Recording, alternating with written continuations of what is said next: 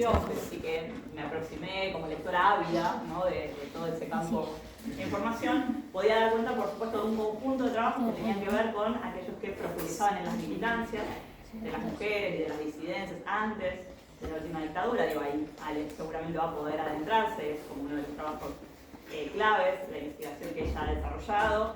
Desde Memoria Abierta, primero todo como una fase de reconstrucción testimonial y luego de, bueno, poner en diálogo eso con perspectivas teóricas, ¿no? Más transnacionales también.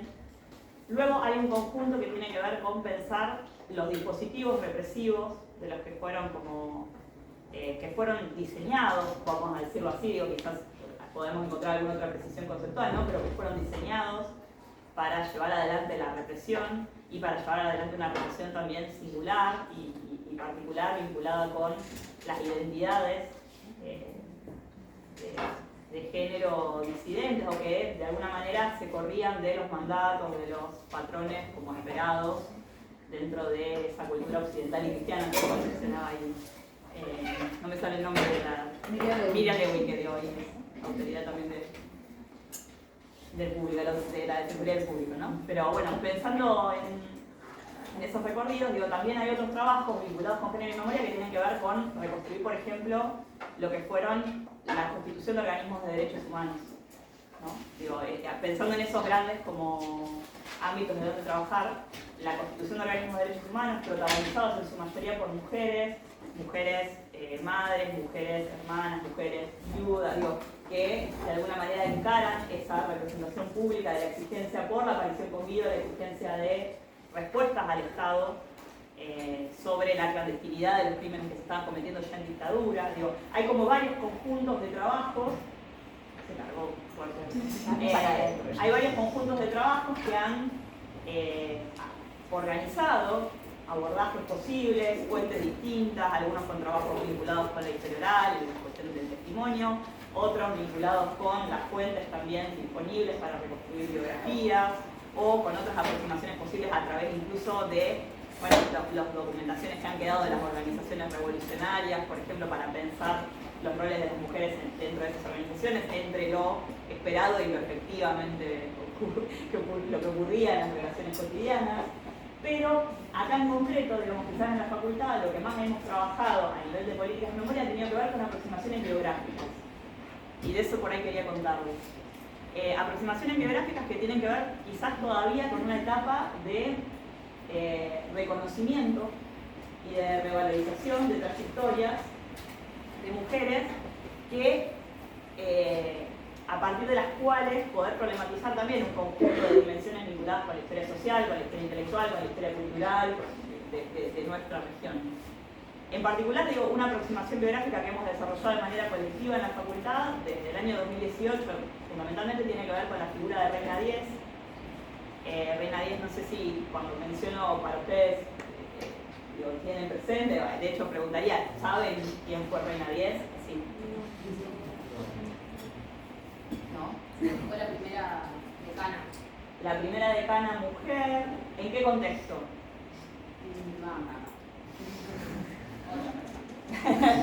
¿Alguien más? ¿Quién da más? Bueno, ahí hace 5 años atrás yo podía decir exactamente lo mismo y poco más que eso. Digo, también esos proyectos colectivos muchas veces parten de saberes compartidos, transmitidos respecto de la existencia de algunas figuras que fueron claves, pero que luego se desdibujan en la transmisión y en el legado intergeneracional, ¿no? Como hay algo que se pierde en los puentes entre generaciones, por los cuales quizás en este caso, precisamente la última dictadura, es una interrupción brutal a una experiencia, se truncan proyectos y ahí se interviene en la pérdida, pero también a veces son simplemente como circuitos que no se siguen compartiendo entre la universidad y otros ámbitos. Reina Díez fue una mujer que vino a estudiar letras en los años 30 a La Plata, nacida y criada entre Junín y Pergamino, en realidad, ¿no? Como acá hoy hay como becaria cine, hay un montón de personas trabajando estrictamente su biografía, se ha publicado libros, la Universidad de La Plata ya ha publicado libros, pero hace 5 años atrás el único dato que teníamos es que en torno a 1973 había sido decana y que algo tenía que ver con la tendencia revolucionaria del peronismo o algo revolucionario, por lo cual había sido decana en esa etapa. Reina es muy difícil de sintetizar, digo, en términos de trayectoria es muy difícil de sintetizar. ¿Por qué? Porque bueno, ella tiene un protagonismo militante en los años 30 ligado a la constitución de los primeros gremios no docentes en La Plata, cuando era estudiante, se vincula a lo que podríamos llamar el anarquismo, digo, sin ser estrictamente anarquista, y a toda la lucha antirrepresiva en los años 30. Luego tiene un periodo como de corrimiento de la vida pública, es madre de 5 hijos e hijas, digo, ¿no?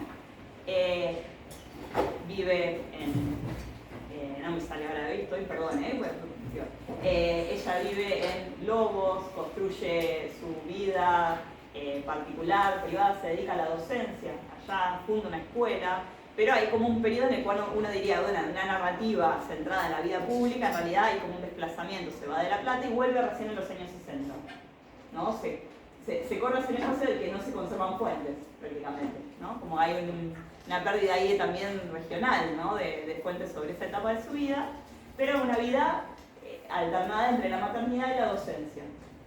Regresa acá en los años 60, efectivamente termina la carrera de letras que había comenzado en los años 30 y había abandonado un poco una militancia como muy temprana, y ella, por sus hijos, por la militancia de sus hijos en el Partido Revolucionario de los Trabajadores, por la militancia de algunos de sus hijos también diversificados, digo, 5 hijos diversificados entre peronismo, PRTR.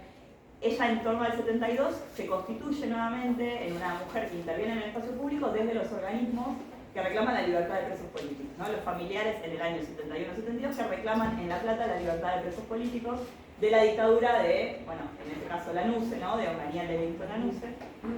Por lo tanto, ya en el año 72 es una persona que tiene 58 años, que está muy ligada a los organismos podríamos decir, esos protoorganismos de derechos humanos o organismos de derechos y de libertades civiles, de reivindicaciones como de libertades políticas, y la acerca también a la militancia revolucionaria, pero desde un lugar también diferenciado generacionalmente.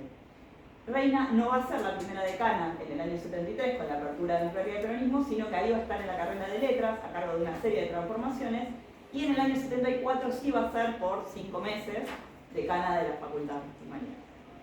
Pero la vida de Reina no termina ahí, eso va a ser interrumpido sin dudas por toda la intervención, pero la vida de Reina no termina ahí, la vida de Reina se complejiza aún más cuando una de sus hijas es detenida y es presa política a partir del año 75, otra de sus hijas, la menor, va a ser secuestrada en el año, no me acuerdo si fines del 76 o comienzos del 77, y se activa y organiza lo que es un organismo de derechos humanos que sigue existiendo hasta el día de hoy, que es Familiares de Detenidos Desaparecidos y ahí va a participar hasta los años 90. Y también va a seguir participando y activando a nivel latinoamericano también, en FEDEFAM y en un montón de organismos internacionales. Una vida como la de Reina no es la vida de esas madres que quizás algunas narrativas dominantes dirían siempre había estado en la casa hasta que pudo salir a la plaza en el año 77 a raíz de lo que le pasó. Digo, ella había estado en la plaza en los años 30, había estado en la actividad pública, en la docencia, en años anteriores, había vuelto a estar en la calle en el 71-72, y en el 77 en todo caso hay también una acumulación de esa trayectoria que es pública, que le permite potenciar esos espacios de encuentro intergeneracionales. Digo, que en la facultad no se preservara su memoria no significa que en La Plata su memoria no se preservara, digo, porque tiene un nivel y una presencia enorme. Entonces, hay una cosa de rescate ahí público de esas biografías que nos permite en todo caso matizar algunas narrativas, por ejemplo, respecto de las madres y esa generación. Luego, otras narrativas se pueden problematizar a partir de otros casos. Digo, en todo el trabajo de reparación de legajos en la facultad son 106 historias, de las cuales muchas de ellas no tenemos hecho un cálculo de cuántas eran mujeres de estas 106 historias, la verdad que nunca hicimos esa cuenta, pero, por ejemplo, de 106 personas detenidas desaparecidas de la Facultad de Humanidades, en realidad, descontando la carrera de Psicología, que son otros casi 60 casos más, me refiero a los que hoy somos Humanidades,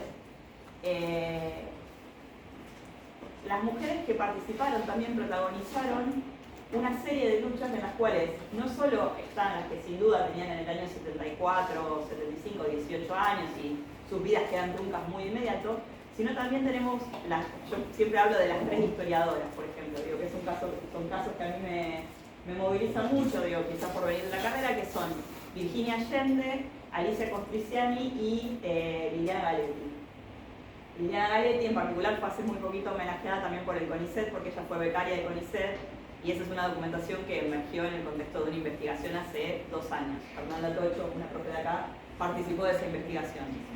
Pero esas 3 historiadoras pertenecían a diferentes generaciones. Virginia Allende había nacido en el 39, había comenzado a estudiar en el 58, las otras 2 quizás recién habían empezado a estudiar en mediados de los años 60, pero sus militancias desarrolladas en plenos años 60, su acumulado, digamos, militante, sus trayectorias, también se corren bastante de esas como narrativas dominantes sobre unas vidas volcadas íntegramente a la militancia en las organizaciones revolucionarias o armadas que pierden en nitidez. De hecho, es muy difícil narrar esas historias en las cuales coexisten un montón de planos.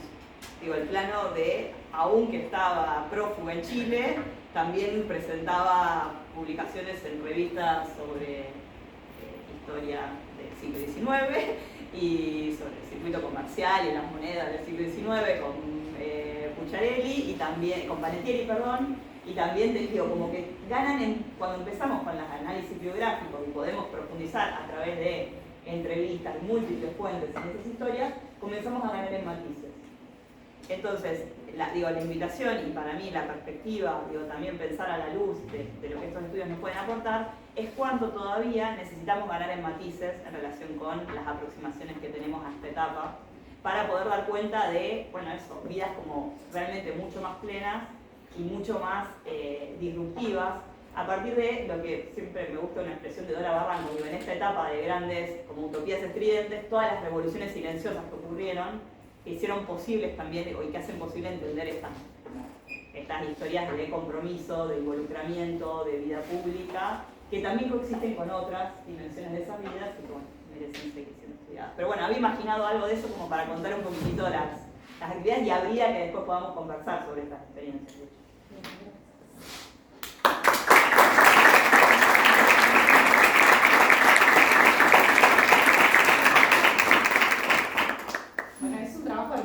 Es hermoso que la facultad lo esté haciendo, ¿no? Que esté dedicando parte de su energía, de sus recursos a la recuperación de esas historias, no desde una perspectiva por ahí solamente de visibilizar lo que siempre es visible, ¿no? Esas zonas más que siempre son más luminosas, sino ir a buscar también esos otros caminos. Así que a mí me gusta mucho lo que hacen siempre.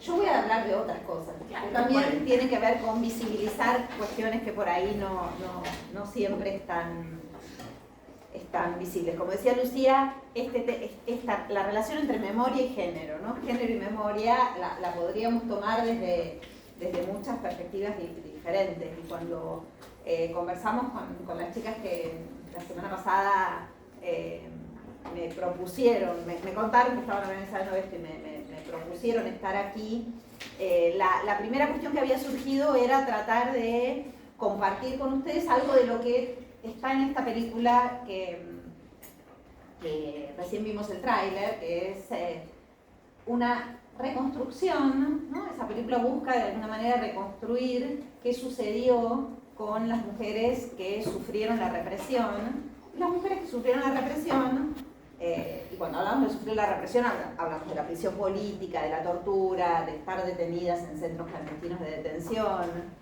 de todas esas formas que tuvo la represión en Argentina.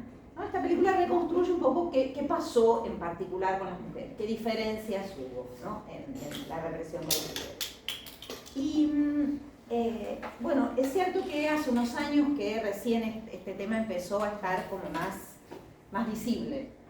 Podríamos poner como un momento donde esto se empieza a hablar, es ese momento entre el año 2005, 2006 y hasta el 2010, diríamos, en que empieza a haber en Argentina nuevamente un proceso de justicia, ¿no? Ese proceso de justicia que había tenido un punto muy fuerte en el momento de la transición entre el 84 y el 87, y fue ahí mayoritariamente interrumpido por lo que nosotras acá en Argentina conocemos como las leyes de impunidad, ¿no?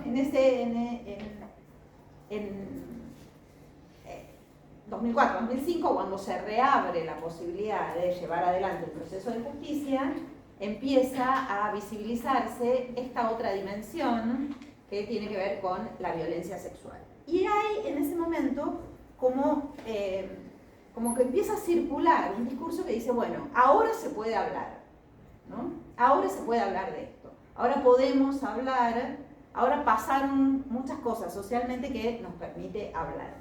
Y yo quería compartir con ustedes algo que pasó en el año 85, en realidad, para que pensemos qué significa poder hablar, ¿no? Entonces ahora tenemos que venir acá de nuevo y apostar a que esto funcione, que no nos deje, que yo no meta el dedo en cualquier lado.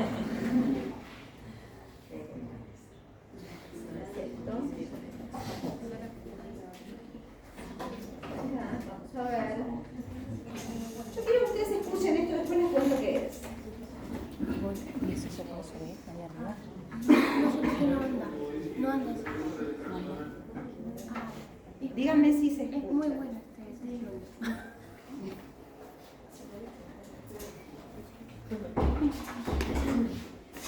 Tanto los oficiales como el resto del personal del lugar mantienen un trato respetuoso hacia las mujeres. Hacia las mujeres, para nada. Absolutamente. Nosotras, como mujeres, estábamos en una situación, estábamos a merced de cualquier fuerza o de cualquier hombre que estuviera ahí, salvo por supuesto los detenidos que venían, una cosa por el estilo. Yo sé del caso de Graciela Moreno, una de las detenidas, que fue violada mientras estaba en la escucha, de María del Pilar García, que también fue violada. Es decir, que el ser violada ahí era muy corriente. Otro tipo de vejaciones era, bueno, el hecho de, por ejemplo, de bañarnos, la manera de cómo nos bañábamos era primero ponernos todas desnudas, hacer la cola para ir a bañarse, siempre con la capucha y atadas, y sometidas a todo tipo de vejaciones de los guardias, por supuesto. Personalmente, yo, el 20 de junio, es un día feriado, y que aparentemente en el campo no había el movimiento de todos los días. En ese momento, Durán Sáenz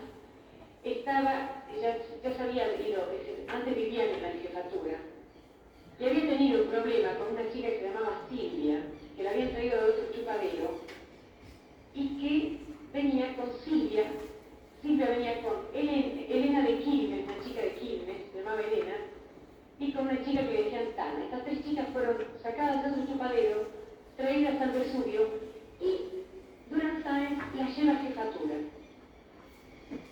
Y tiene un trato especial con ella. Incluso somete a Silvia a hacer vida común con él, porque en ese momento Durán Sáenz vivía en jefatura. El 20 de junio, el 15 de junio aproximadamente, la jefatura se traslada al regimiento 3 de infantería La Tablada. Es decir, que Delta pasa a tener su habitación en la jefatura. En ese momento, María del Pilar García y yo nos llevaban a la jefatura a hacer trabajo de sirvienta. En esta oportunidad presenciamos la mudanza, es decir, que soy testigo de que se muda a Haití. El 20 de junio, por la noche, aparece Durán Sáenz y me dice que prepare mis cosas eran alguna pequeña ropa, que me llevaban. Bueno, me meten en un auto atrás. Yo ya estaba embarazada de 4 meses, así que mi embarazo era notorio.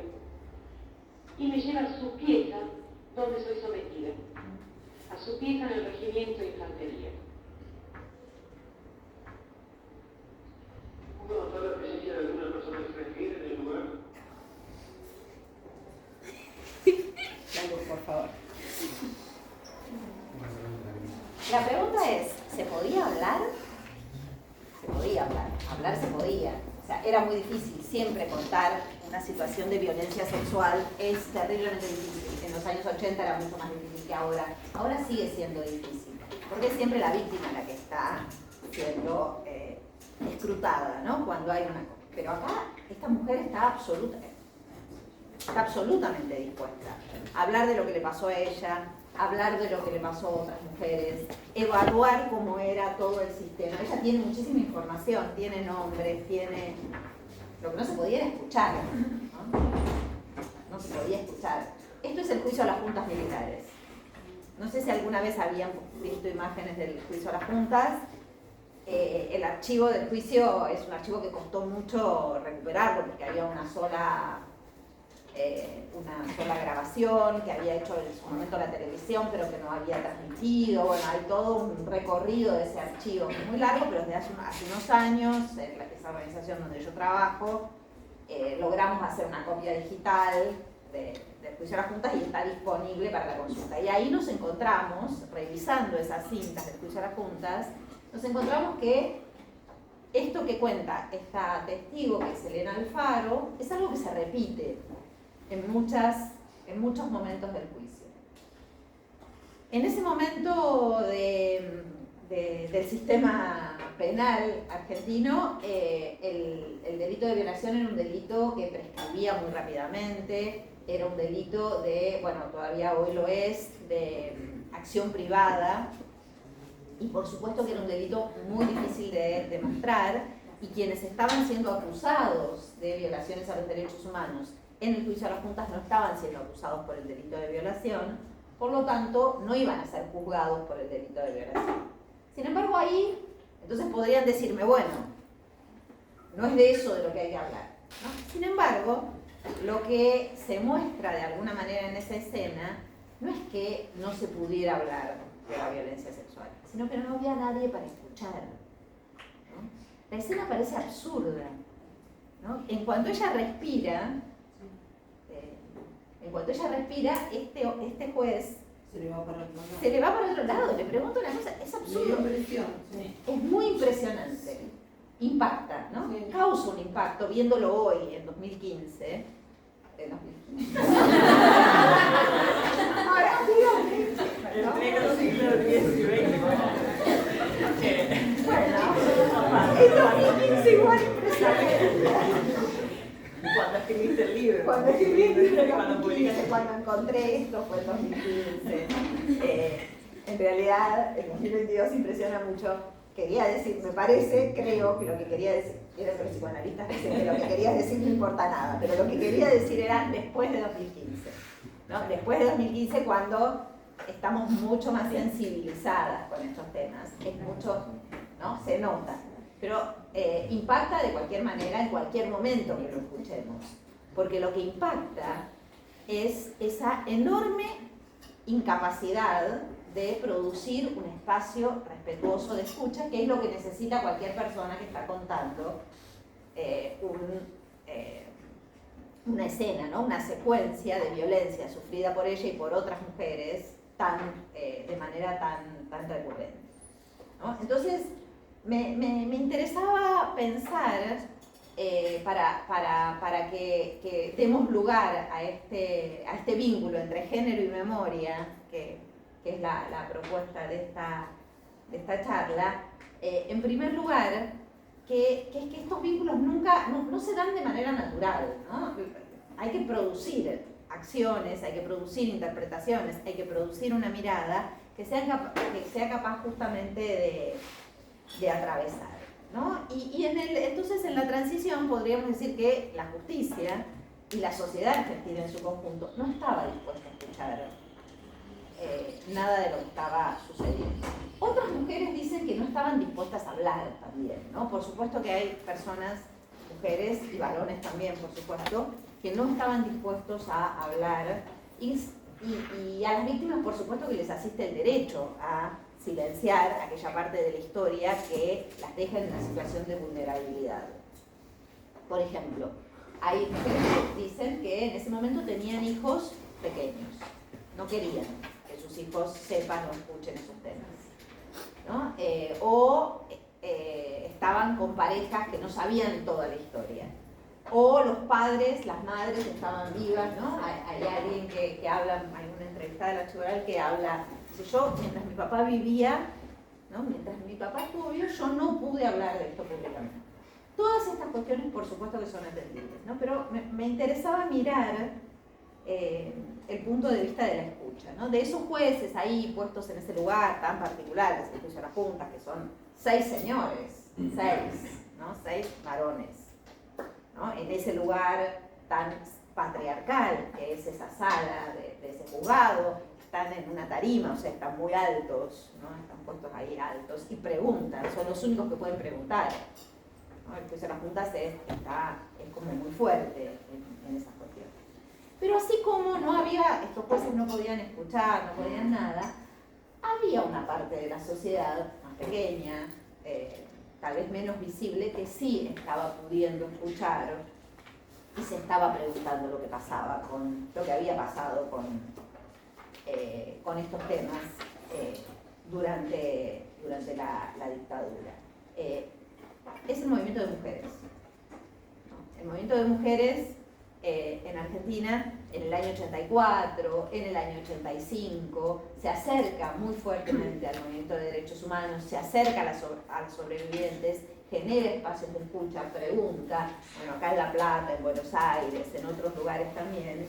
Y entonces yo quería mostrarles un volante para probar lo que estoy diciendo, para que me parece que es un material súper lindo.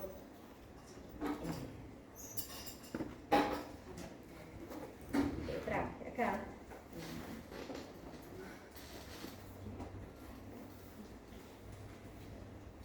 ¿Se abre?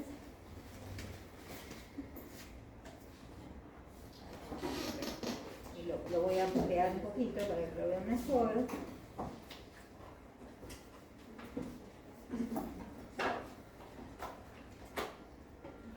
Ahí se ve bien. Sí, ahí se ve bárbaro. Este es un volante del 8 de marzo, de la conmemoración del 8 de marzo de 1985, o sea, un año y pico de recuperada la democracia, ¿no? En el momento de la transición. Entonces, un espacio de mujeres que se crea en el año, la multisectorial de la mujer se crea en el año 83, un poco como una propuesta de algunas mujeres de los partidos políticos y algunas mujeres de las agrupaciones feministas, con la idea de acompañar ese momento de la transición y de pensar que si vamos a hablar de democracia, tenemos que pensar qué es lo que las mujeres tenemos para aportar y para demandar a esa democracia, ¿no?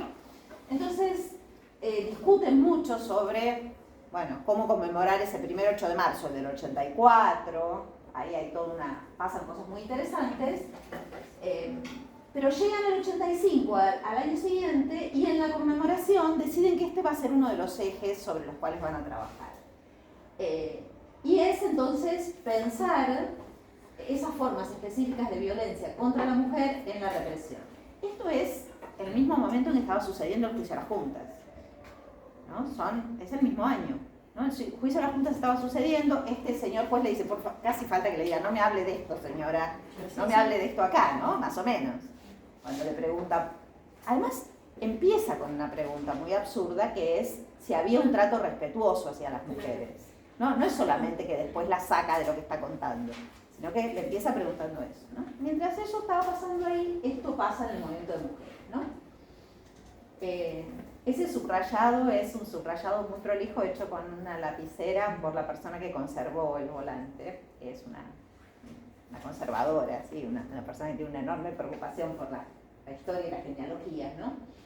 Que subrayó, ¿no? Dice, en el caso de las mujeres, que constituyen aproximadamente el 30% de los detenidos desaparecidos, se agregaban tormentos adicionales.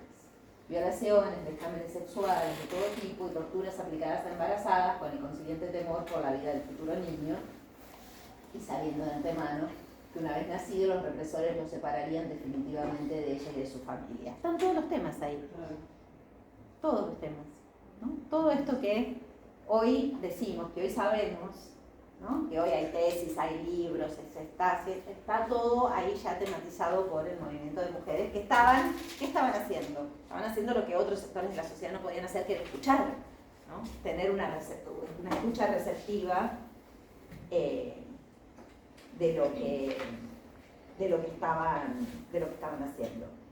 Ese movimiento de mujeres, una parte de ese movimiento de mujeres se acercó al movimiento de derechos humanos, y una parte del movimiento de derechos humanos, no todo el movimiento de derechos humanos, también un poco se fusionó, se mezclaron, hicieron acciones conjuntas, y este movimiento de mujeres, esta parte del movimiento de mujeres, tuvo una apropiación muy interesante de lo que venía diciendo el movimiento de derechos humanos acerca de pensar esa transición democrática en clave de derechos humanos.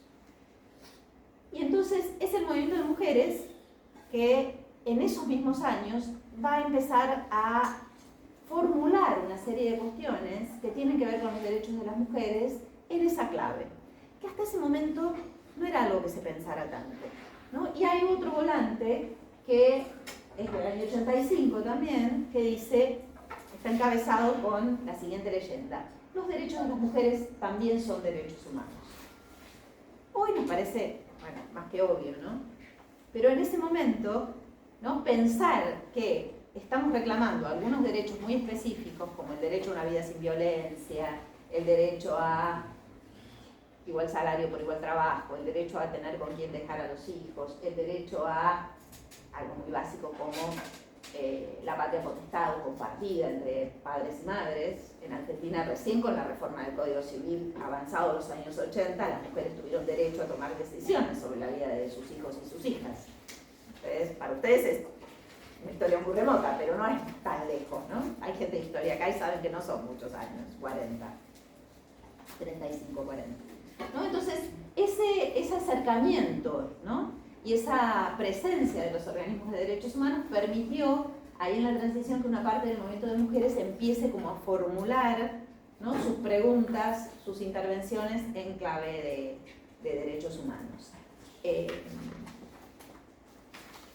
Siempre parecía que eran como dos caminos paralelos, ¿no?, el que hacía el movimiento de mujeres por un lado y el que hacía el movimiento de derechos humanos por otro. Y lo que vamos viendo en los últimos años es que eso, que parecía medio paralelo, pero que vemos que no lo es, cada vez se va consolidando más en términos de sus encuentros, ¿no? Y podríamos pensar entonces que en los últimos años este trabajo que tiene que ver con pensar los derechos de las mujeres en clave de derechos humanos, con visibilizar las formas específicas de violencia, tiene una, por eso mi confusión con el año 2015, ¿no?, tiene una eclosión fuerte a partir del año 2015, donde lo que vamos a notar es que para el movimiento de mujeres se hace como mucho más presente ese acercamiento, y el movimiento de derechos humanos también toma eso con mucha más fuerza. Y entonces quería mostrarles una foto que es muy mala, la foto que tengo, porque no pude, saqué una foto yo y no me salió,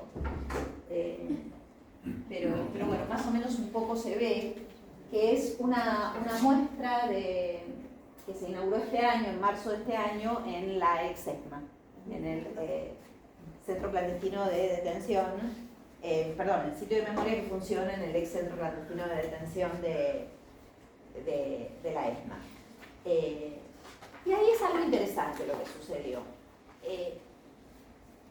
En el 2005, 2006, ya se empezó a pensar que en ese lugar tenía que haber muestras, que en ese lugar tenía que ser un sitio que se visite. Y llevó muchos años de discusiones y de trabajo organizar lo que iba a suceder adentro del sitio de memoria de la ESMA. Y una vez que estuvo todo listo, lo visitaron algunas personas y algunas mujeres, y empezaron a decir: está todo escrito en masculino, ¿no? Está todo escrito, habla de sobrevivientes, habla de exdetenidos desaparecidos, habla de militancias, habla de un montón de cosas, ese sitio, todo en masculino, ¿no? Todo escrito en masculino. bueno, generó algunas molestias.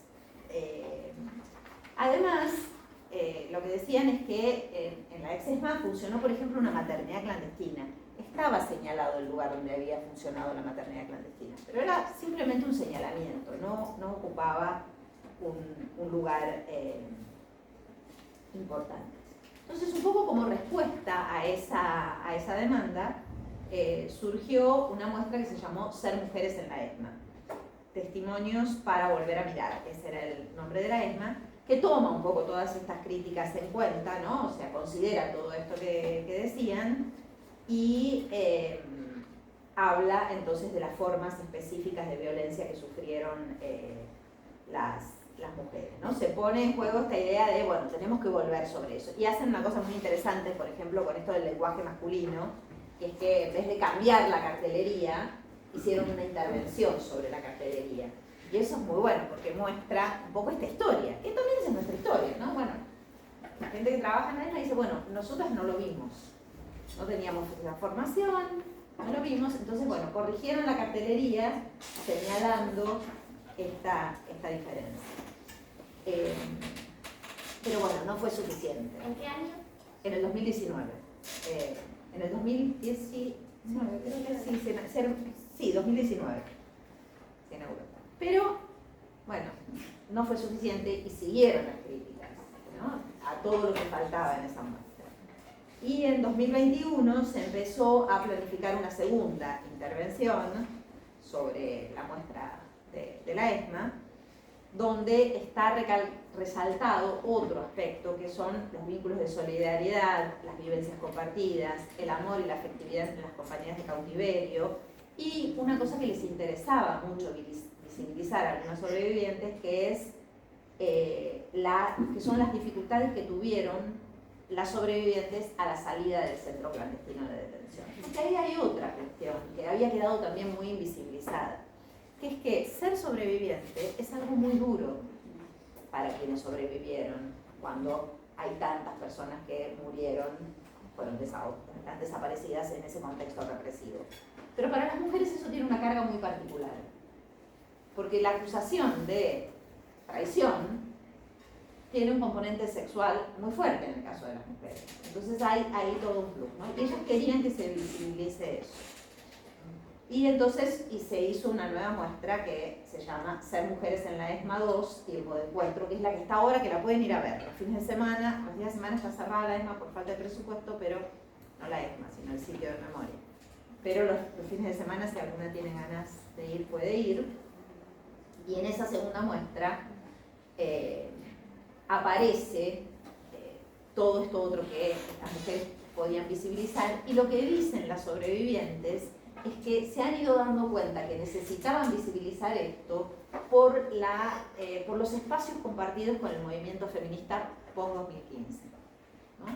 Por este movimiento feminista que está como mucho más en el centro de la escena ahora. Y a mí me gusta mucho, esto es un pedacito apenas de la muestra, me gusta mucho esta idea. No sé si ustedes ven, estos son pilares, como los que hay en las obras en construcción.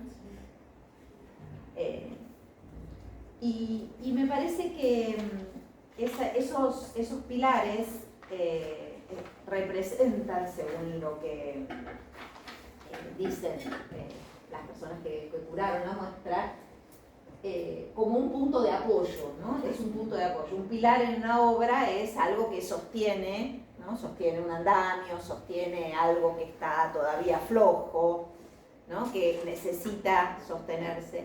Pero lo que ellas deciden hacer es no quitar los pilares una vez que termina esa construcción, ¿no? Y mirar entonces al feminismo, de alguna manera, como un pilar, ¿no? Como unos pilares, ¿no? Como esos apoyos que permiten que hoy entonces esto se pueda hablar más públicamente, que esto pueda circular, que pueda haber un reconocimiento, que la persona pueda decir qué le pasó en esa instancia de la tortura, qué sufrió, de qué tuvo miedo, pero también quién la acompañó y cuáles son los elementos, muchas veces elementos afectivos, entre las detenidas desaparecidas que les permitieron sobrevivir y después sostenerse a la salida del centro clandestino de detención también, ¿no? Sostenerse en los años posteriores. Entonces me parece que esta muestra es parte de estos entramados tan complejos que se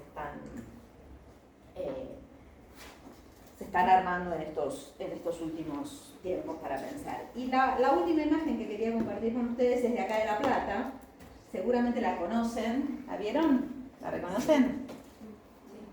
Eso es una intervención que se hizo en el Encuentro Nacional de Mujeres que tuvo lugar acá en La Plata en el año 2019, ¿no? Y es una intervención muy atrevida, porque las detenidas desaparecidas no se decían feministas, ¿no?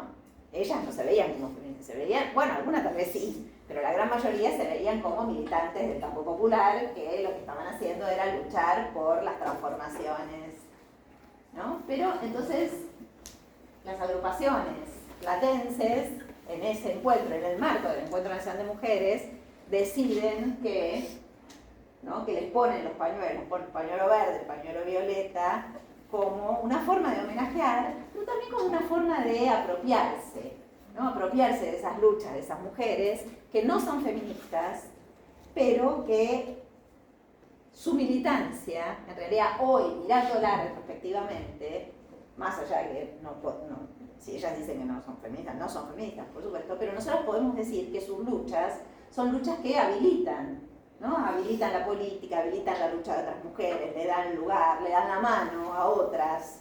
Y en ese sentido podemos hacer una lectura feminista, nosotras hacer una lectura feminista de eso, que es de alguna manera lo que hacen al jugar aquí un poco con esos pañuelos. Entonces me parecía que del señor juez, del año 85, ¿no? Que le pregunta por el trato respetuoso, y la contraposición con esa militante, ¿no? Esa militante que quiere contar efectivamente lo que le pasó a ella y lo que le pasó a otras, ¿no? Ese atravesamiento por el feminismo reconociendo lo que le pasó a las detenidas desaparecidas, hasta hoy, que podemos jugar con estas cosas. Me parece que hay todo un recorrido, pero hay todo un recorrido que hay que tratar de comprender de manera completa, ¿no? Sin ese feminismo que a la salida de la dictadura peleó porque haya un lugar también para esto, no sé si estaríamos acá. Así que bueno, eso era lo que quería compartir.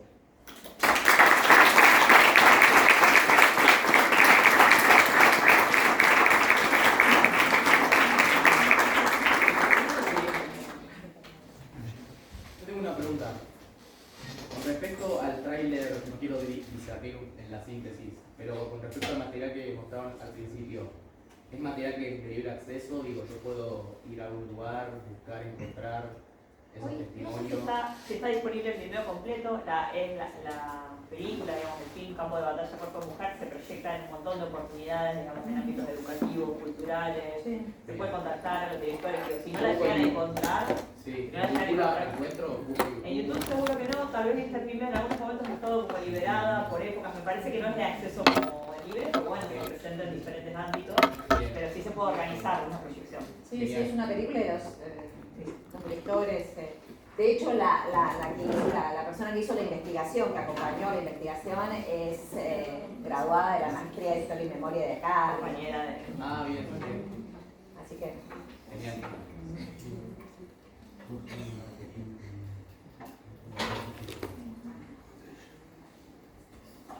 Bueno, esto era para arrancar la Sí, conversación, son por como... favor.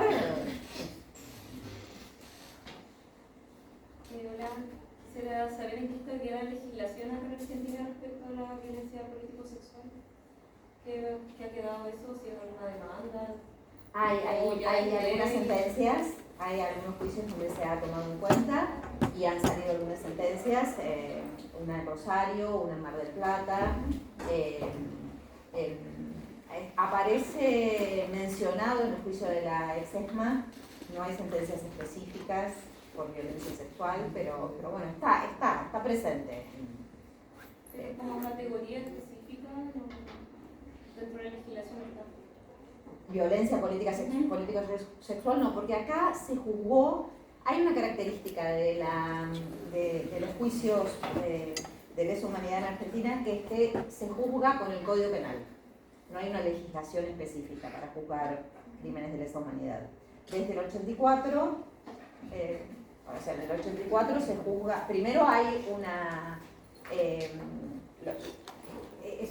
bueno, son complejos, ¿no? Porque son todos procesos judiciales muy atravesados por momentos políticos, ¿no?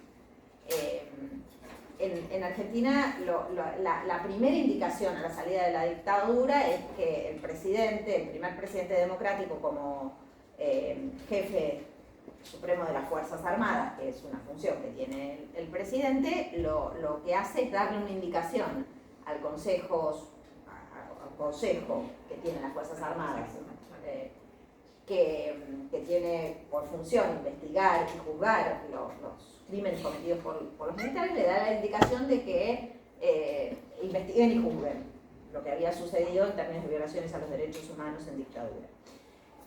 La resolución que saca ese consejo es, sí, puede haber habido un exceso, no hay pruebas de ello, entonces no hay nada más o menos, estoy ridiculizando, pero es más o menos así.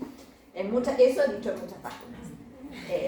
Entonces, esa mala sentencia es la que permite a la presidencia dar la indicación a una cámara ordinaria, digamos, una cámara de apelaciones del Tribunal Federal, de que juzgue, entonces, un tribunal civil. Por eso es el primer juicio oral que hay en Argentina, porque en ese momento los juicios no eran orales, pero en el Tribunal de las Fuerzas Armadas sí eran orales. Entonces, en ese pasaje de la justicia militar a la justicia civil, se hace este juicio oral. Y estos jueces, junto con los fiscales, ahora hay una película sobre esto. Hoy vi que ya está en el cine. Acaba de ser estrenada, con el archivo, trabajaron, no sé. El cine no sé Rocha cómo la vi. será. ¿No? Lo que hacen es intentar, con los elementos que tienen, armar un juicio. Y lo arman entonces con el Código Penal. Entonces, son los delitos del Código Penal. No está desaparición, por ejemplo.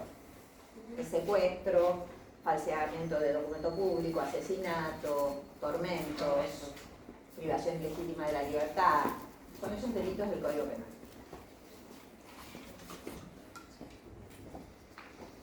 Yo quería aclarar que está abierto el espacio para que cualquiera pueda preguntar o si tenga alguna duda.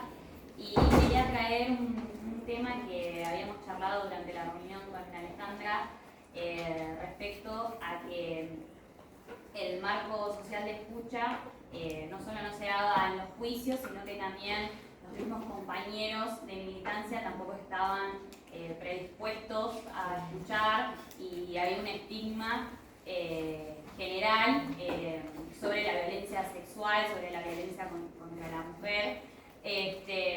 Y mi pregunta era también qué significaba para esos hombres militantes, antes de que sucediera esto, o sea, cómo procesaban o qué significaba para ellos que tuvieran compañeras mujeres que cumplieran un rol político.